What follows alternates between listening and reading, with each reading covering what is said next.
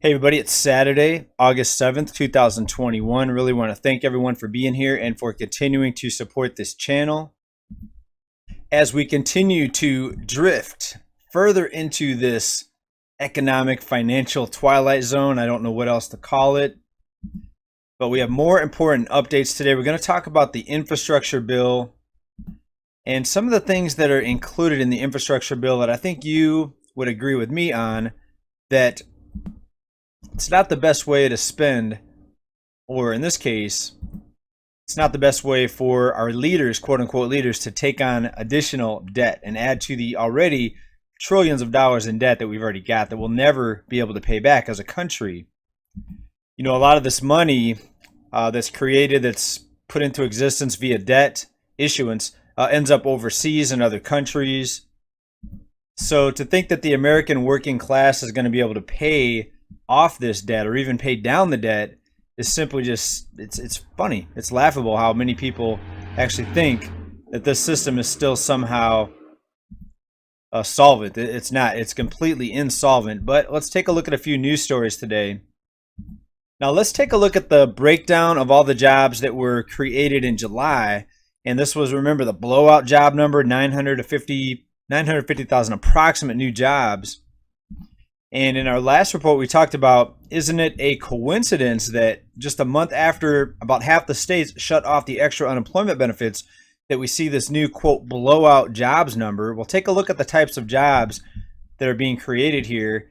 And if you look at the top category here, mostly leisure and hospitality. So yes, bartenders, servers, cash register people, cashiers is leading the way. And then government jobs, number two. Pretty soon, many people predict that most jobs are going to be just government jobs. So of all the spending and so-called assistance being handed out, isn't it interesting that the government keeps growing and growing and growing? Now, most of you know all of the assistance that was handed out, and the sickness was to blame and the job losses were to blame. And we see that they have to continually extend all of these programs. The latest, or one of the latest, was the eviction moratorium. It's now been extended until October. And we told you this over a year ago, that they were not going to be able to stop these programs because there is no real economic recovery for most people. For some people, yes, the stock traders, the investors, the big hedge funds, and other people that know how to play the markets, many of them are probably doing better than ever. But for most people, 70% plus of the American people and most of the working class, there is no economic recovery. In fact, most people are getting buried under more debt, as we outlined in our previous report. And CNBC gives us a nice chart of the current debt levels. And you can see at the peak right before the financial crisis, that's right here. And look to the far right, you see where we're at now. And let's focus on mortgage debt. That's in the light blue color here at the bottom. And we see that for many quarters now, we have exceeded what we saw at the peak of the housing bubble. But it's even worse now because we have more mortgage debt with lower home ownership now. That's right. So think about that. More debt, a lot more debt than before, but less people own their homes now. So we have less people as homeowners, but still those people that are considered homeowners, that most of them have mortgages, but we'll call them homeowners, they have more debt now compared to when the home ownership rate was even higher right before the financial crisis and the housing bubble went bust.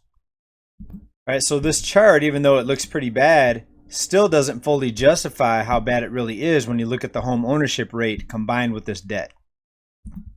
Next story, more never-ending loan forgiveness. We told you this was going to happen. The president extends payments pause for student loan borrowers now through January. It was going to expire in October. We told you that students today are in no better position than they were before the shutdown recession. Students are still mostly broke or living paycheck to paycheck for the most part, and no, they cannot resume these payments. They're going to have to do a massive debt forgiveness program or just continue to never-ending extensions of this payment pause for these student loans. Again, referring to the previous chart that we just looked at, student loan debt is at all-time highs. And you would think with so much debt that the cost of school would have to come down because most people can't afford it. Well, no, because the money printers will be there to back all these loans. So therefore, the schools are at no risk, and the student loan companies are at no risk of ever having problems. So therefore, why would you ever lower the price if you know that there's always going to be that never-ending backing for the loans? You wouldn't.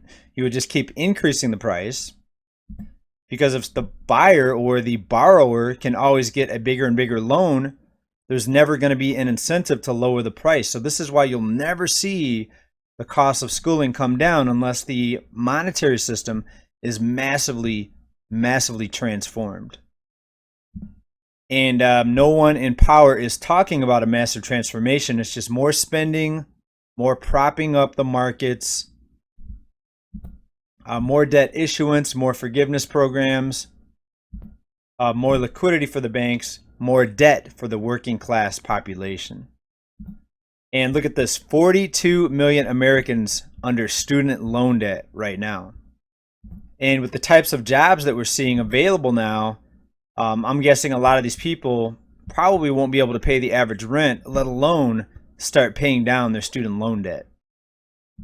Now, speaking of debt and spending from the money printers, let's talk about this infrastructure deal. $550 billion bipartisan infrastructure deal includes a lot of money, billions of dollars that are not actually infrastructure. For example, electric vehicles and buses. This plan includes $15 billion in spending for electric vehicle charging infrastructure, electric buses, and transit. So in my opinion, the thought of going all electric on vehicles is pretty scary. Let me give you an example. Just a few years ago, we had our power go out here in California in the middle of the summer, and it was almost 100 degrees. I'm not lucky enough to live on the coast, so it can get pretty hot where I'm at. So it's almost 100 degrees. So instead of just sitting at home cooking or baking, what we did is got in the car and drove away, and we enjoyed the air conditioner, and we drove to the coast. Now, if we would have had an electric vehicle with the electricity being out, we may not have been able to go anywhere. We may have been trapped because there would have been no electricity to charge the vehicle if it wasn't already fully charged.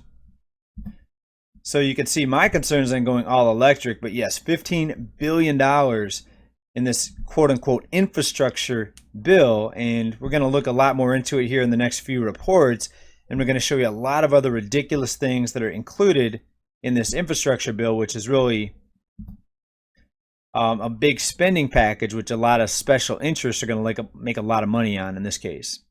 All right, also speaking of the rising cost of living, prices rising, spending in this case, prepare for an expensive holiday coming up here, Black Friday, the day after Thanksgiving. It's already being predicted that we're going to see prices much higher by that time. Another shipping crisis takes threatening delays to Black Friday shopping. And now we have weather crisis situations happening in Europe and China, and key transport hubs and manufacturing hubs are suffering under floods right now, devastating weather events and floods. And this is going to further hinder the production of most of the materials that we have to import here. If you don't know, we're already a net importer. So we export our fiat money that's created out of thin air to buy goods and products that are basically manufactured overseas at a fraction of the cost. And if the powers that be here would just allow deflation in this country, then you could also have a lower manufacturing base, or a lower cost for the manufacturing base, because you wouldn't have to pay people so much, and that would make companies more incentivized to bring their companies here to the United States for manufacturing. But when you have skyrocketing cost of living, you're always going to see the need for companies, or the push for companies, to give out higher wages. So therefore, it's going to further incentivize companies to continue to offshore jobs and to outsource jobs. And just another one of the many downfalls of rising prices and constant inflation. So everybody continue to buckle up. Expensive holidays coming up here this fall, the winter.